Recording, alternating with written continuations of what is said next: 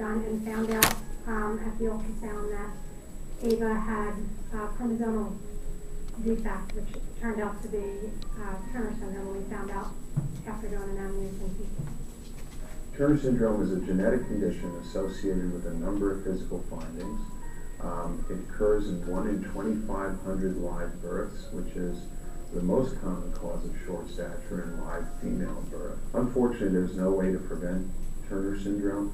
It can be detected prenatally by doing something called an amniocentesis, where an abnormal X chromosome is noted, or the absence of one X chromosome, where there should be 2 normal X chromosomes. You will see one that's abnormal or missing. So unfortunately, there's no way to prevent it, but it's something that can be detected. So Turner syndrome affects 60,000 females in the United States. This disorder is seen in 1 out of every 2,500 babies born, with 800 new cases each year. Everyone should be informed about Turner syndrome because you never know, like it affects so many people, and you never know if you have a family or a friend that has this condition. I personally am part of this statistic. I was born with Turner syndrome, and I am 1 out of the 2,500 babies with this condition. Turner syndrome is not widely known, but it affects so many people, so many females. It's because it's mostly towards females.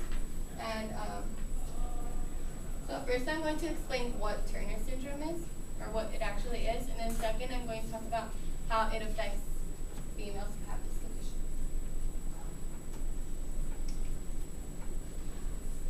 So an article in the University of Utah in the year 2000 says Turner syndrome is caused by a missing or incomplete X chromosome.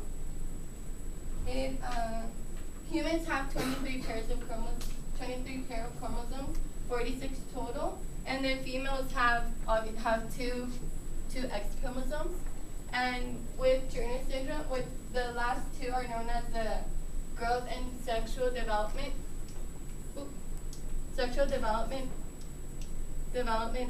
chromosomes.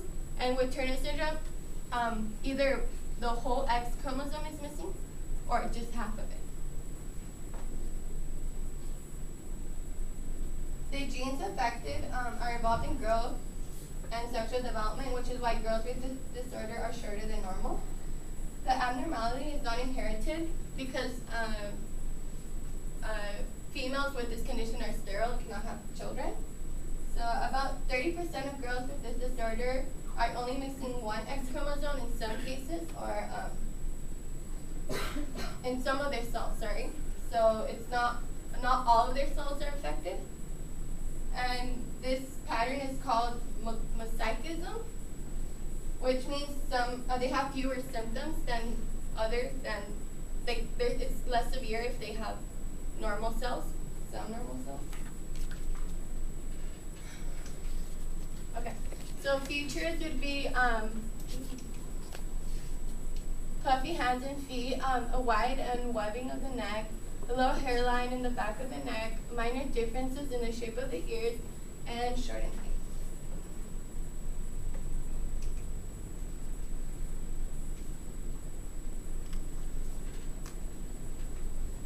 Now I'm going to talk about how Turner syndrome affects the females. It affects females who have this condition.